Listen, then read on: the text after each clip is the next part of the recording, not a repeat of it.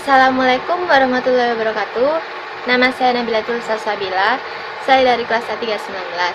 Pada video kali ini saya akan membahas mengenai bakteri.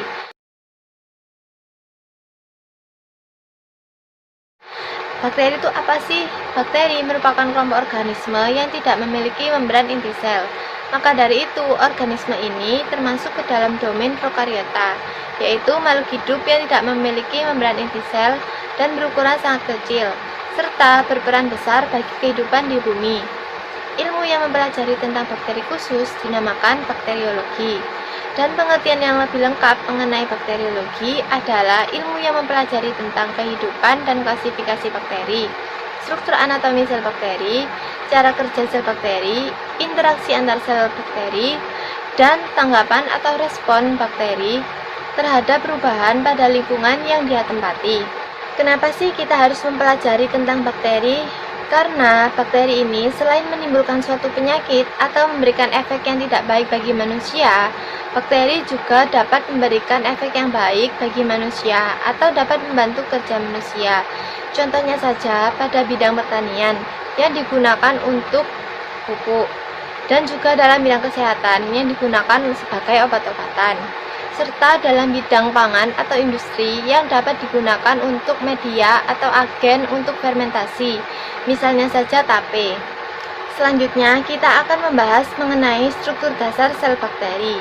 Berikut contoh gambar dari struktur dasar sel bakteri.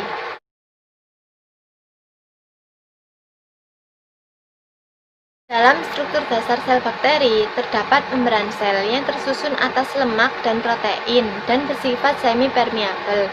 Yang dimaksud semi-permeabel di sini adalah berfungsi untuk mengatur keluar masuknya zat ke dalam sel. Ada pula sitoplasma yang digunakan untuk tempat berlangsungnya reaksi metabolik. Dalam sitoplasma terdapat ribosom, mesosom, dan plasmid. Untuk ribosom itu tersusun atas protein dan RNA.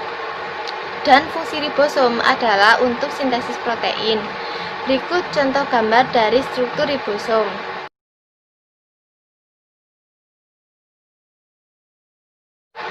Dan untuk mesosom, itu bentuknya seperti benjolan, tapi masuknya ke dalam sel, terbentuk dari membran sel yang tidak membentuk lipatan. Organel ini berfungsi sebagai tempat pemisahan dua molekul DNA, dan juga berperan dalam pembentukan dinding sel baru antara kedua sel anak tersebut. Berikut contoh dari gambar mesosom. Dan untuk plasmid, itu berfungsi sebagai pertahanan sel bakteri terhadap lingkungan yang tidak menguntungkan.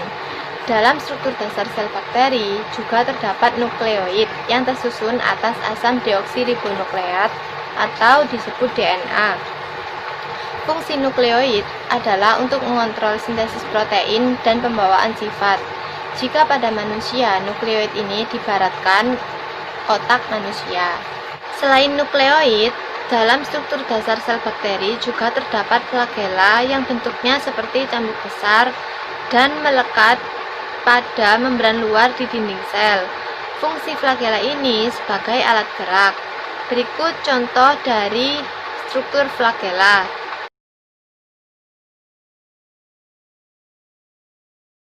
Pada contoh gambar tersebut, terdapat gambar monotrik yang memiliki sebuah flagel pada satu ujungnya.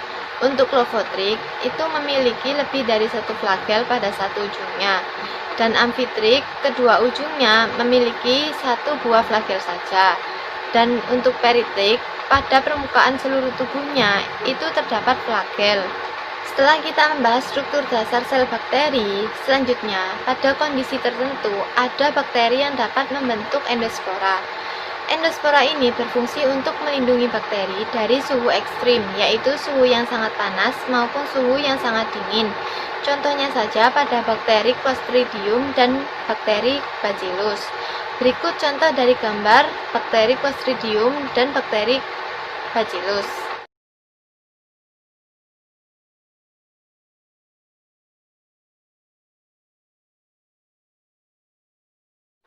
Selanjutnya, kita akan membahas mengenai bakteri prokariota dan bakteri eukariota.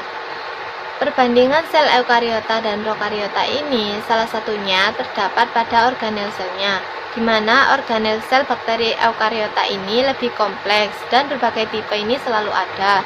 Sedangkan bakteri prokariota ini, organel selnya tidak sekompleks seperti bakteri eukariota.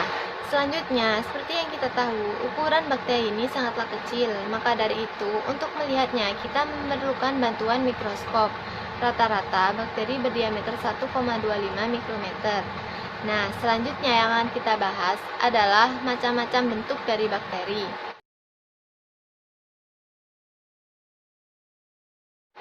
Bentuk bakteri memiliki 3 macam bentuk. Yang pertama, ada bentuk batang atau basil. Yang kedua, ada bentuk bulat atau kupus. Dan yang ketiga, ada bentuk spiral. Pada bentuk basil atau batang, berikut contoh gambarnya.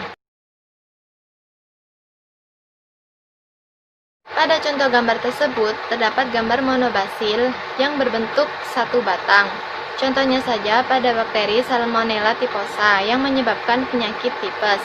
Pada gambar kedua, terdapat gambar diplobasil yang berbentuk batang bergandengan dua-dua. Dan yang ketiga, ada gambar streptobasil yang berbentuk basil bergandengan memanjang seperti rantai. Contohnya saja pada bakteri Bacillus anthracis yang menyebabkan penyakit antraks. Bentuk bakteri yang selanjutnya adalah bentuk bulat atau kokus. Berikut contoh gambarnya.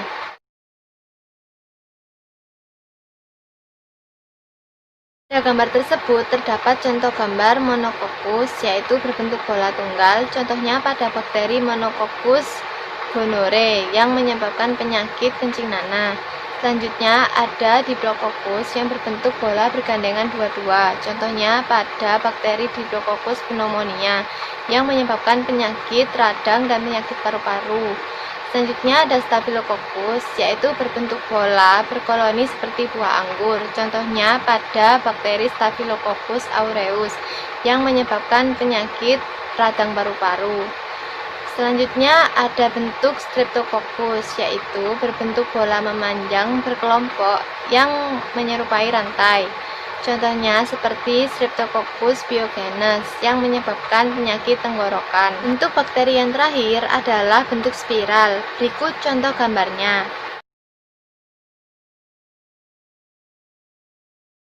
Pada gambar tersebut terdapat gambar spiral yang berarti bakterinya berbentuk spiral. Contoh pada bakteri Spirillum. Dan yang kedua ada Vibrio yang bentuknya seperti koma. Contoh pada bakteri Vibrio cholera yang menyebabkan penyakit kolera. Dan yang ketiga ada bentuk Spiroseta, yaitu bentuknya spiral dan dapat bergerak. Contoh pada bakteri Spiroseta pallida yang menyebabkan penyakit sifilis. Setelah kita membahas macam-macam bentuk dari bakteri, kita akan membahas tentang perkembangbiakan bakteri.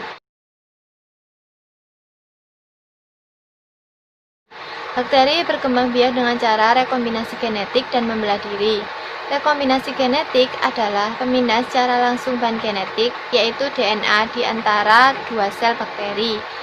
Ada pula macam-macam rekombinasi genetik, yaitu transformasi, transduksi, dan juga konjugasi.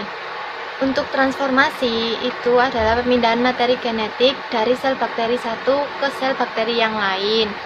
Berikut contoh gambar dari proses transformasi.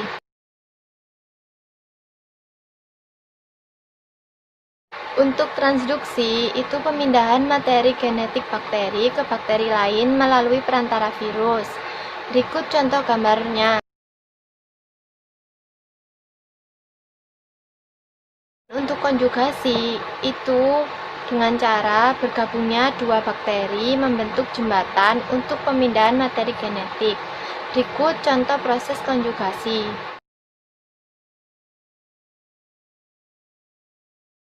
Pada perkembangbiakan bakteri yang selanjutnya, ada pembelahan diri secara langsung atau biner. Pada pembelahan ini, terdapat sel induk dan DNA-nya membelah menjadi dua, baru terjadi pembelahan sel, di mana sifat sel anakan akan sama sifatnya seperti sel induknya. Bakteri dapat menimbulkan suatu penyakit atau patogenitas. Ada beberapa macam mekanisme bakteri dalam menimbulkan suatu penyakit. yaitu antara lain invasi dan toksigenitas. Untuk invasi adalah kemampuan dari bakteri untuk menyerang dan menyebar, sedangkan toksigenitas itu kemampuan dari bakteri untuk membentuk toksin atau racun. Toksigenitas dibagi menjadi dua, yaitu endotoksin dan eksotoksin. Setelah kita membahas tentang perkembangbiakan dari bakteri, kita akan membahas tentang macam-macam dari bakteri.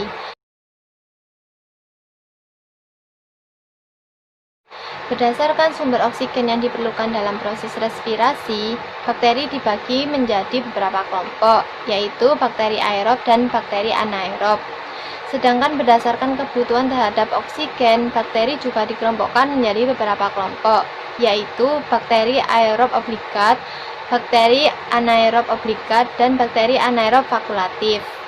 Ada pula macam-macam bakteri berdasarkan cara memperoleh makanannya, yaitu digolongkan menjadi dua golongan, yaitu bakteri heterotrof dan bakteri autotrof.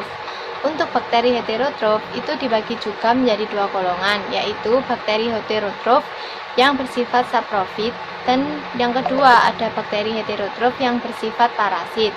Sedangkan untuk bakteri autotrof juga dibagi menjadi dua golongan. Yang pertama bakteri autotrof, dan yang kedua ada bakteri kemoautotrof. Sekian dari pembahasan saya mengenai bakteri. Jika ada salah-salah kata mohon dimaafkan. Wassalamualaikum warahmatullahi wabarakatuh.